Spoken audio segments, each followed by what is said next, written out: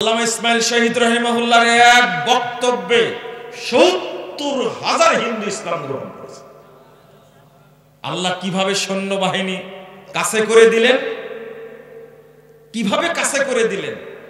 কারণ দেখলো মুসলিম যারা আছে তথাকথিত, এরা হলো মাজার পূজারী, এরা হলো কবর পূজারী, আর যারা পুরোহিত আছে, পীর আছে, তারা মাজারে বসে বসে হিন্দু মুসলিম তাদের নজর নিয়ে খেয়ে পেটের ভুঁড়ি মুড়া করছে। এটা হলো ধর্ম ব্যবসায়ী।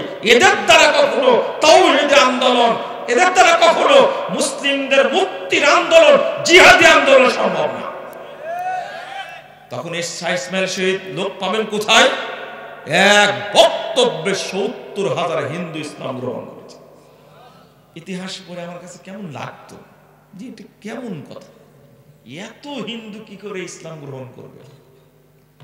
কিন্তু যখন স্বচক্ষে দেখলাম এই যুগেরই ডাক্তার জাকির নায়েকের মতো একজন ডাক্তার মানুষের যুক্তিভিত্তিক আলোচনা শুনে লক্ষ লক্ষ হিন্দু ইসলাম গ্রহণ করছে, চোখের সামনে যখন দেখলাম, তখন এটা কিন্তু আল্লাহ আমাকে এটা প্রমাণ দিয়ে দিয়েছেন যে তোর মনে সন্দেহ ছিল যে এক বক্তব্যে কেমনে ৭০,০০০ মানুষ ইসলাম গ্রহণ করে। ডাক্তার জাকির নায়েকের একটা আলোচনার কারণে লক্ষ লক্ষ হিন্দু, হাজার হাজার ইহুদি খ্রিস্টান সারা পৃথিবীতে ইসলাম গ্রহণ করেছে। এটা প্রমাণ পাওয়া গেল। কিছু কিছু জিনিস যখন আমার কাছে একটু সন্দেহের মতো হয়েছে, তখন আল্লাহর রহমত পেয়েছি, আমার কাছে আল্লাহ প্রকাশ করে দিয়েছেন।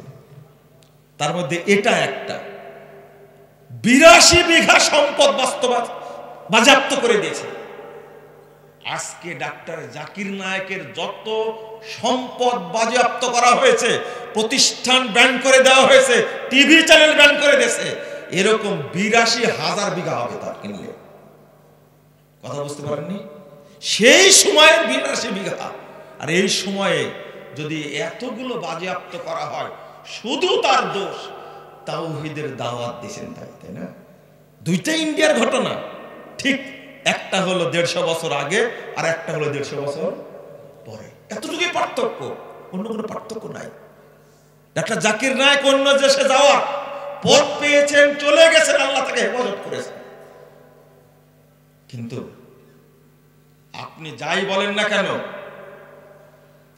সহিহ বুখারী পড়াতে গিয়ে হাদিস আসছে যে আবু বকর রাদিয়াল্লাহু আনহু, রাসূল সাল্লাল্লাহু আলাইহি ওয়াসাল্লাম দুইজন গারে শহরে লুকালেন।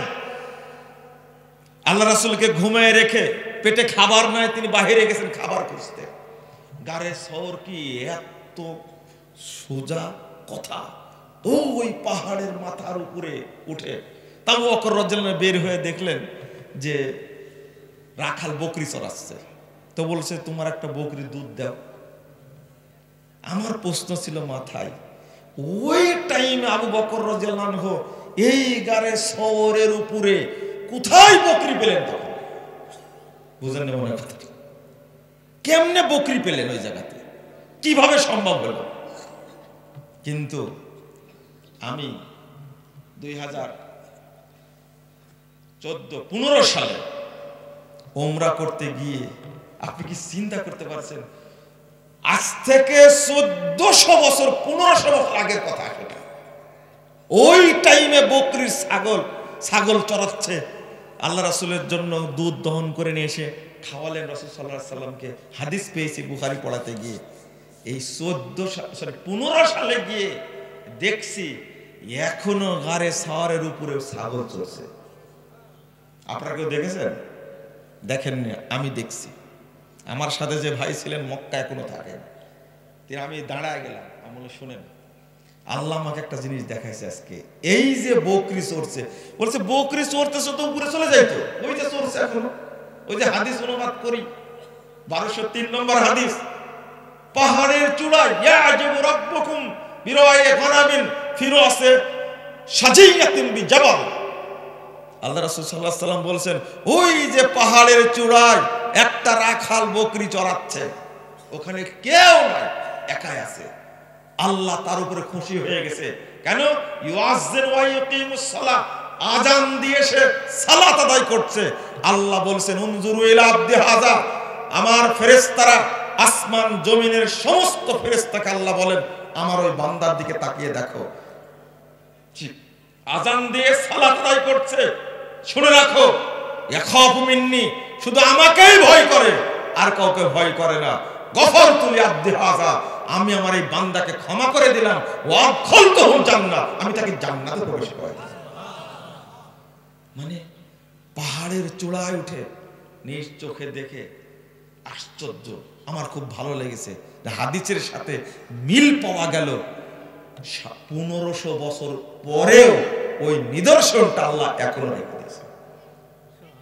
খাইবারে যখন গেলাম, গাধার গোস্ত খাওয়ার গল্প করি না? করি। গাধার গোস্ত খাওয়ার গল্প করলে তো আপনারা রাগ করেন। রাগ করেন না?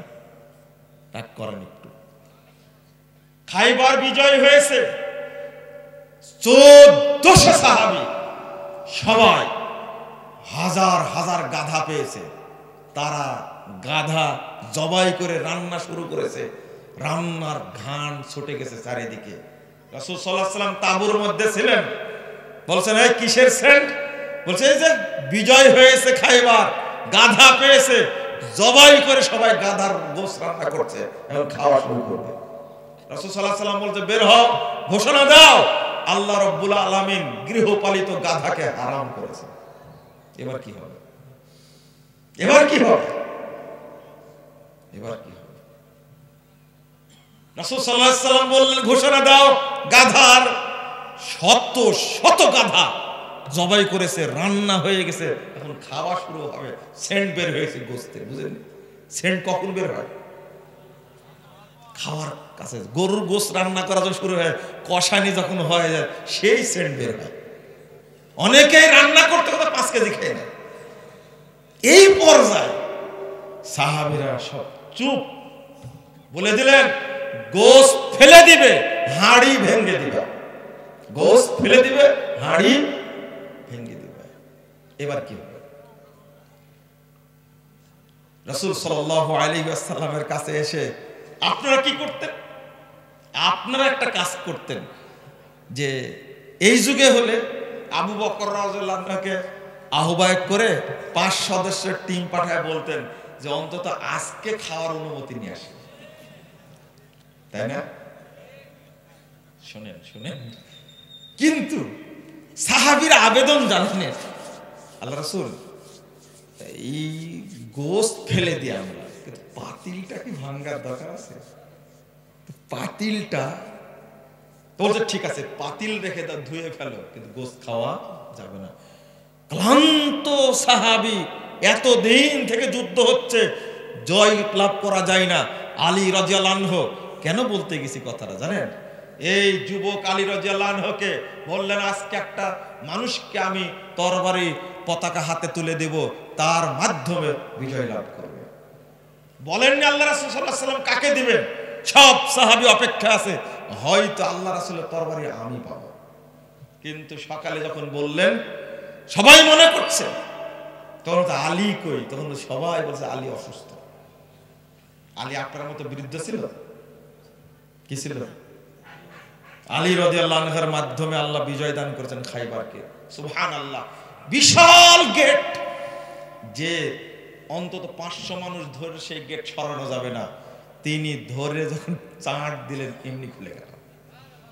আল্লাহ তাকে কি শক্তি দিয়েছিলেন, খাইবার বিজয় পেয়ে গেল। ক্লান্ত সাহাবীরা, ক্ষুধার্ত সাহাবীরা বিজয়ী হয়েছে, গাধা জবাই করেছে, রান্না করেছে, খাওয়া দাওয়া করবে, ঘোষণা দিয়ে দিলেন খাওয়া যাবে। আপনারা বলতেন আজকে অন্তত খাই, পরে যাওয়াই হবে। একজন এক পিস গোশত খাননি, এক পিসও খাননি, সবাই ফেলে দিয়েছে।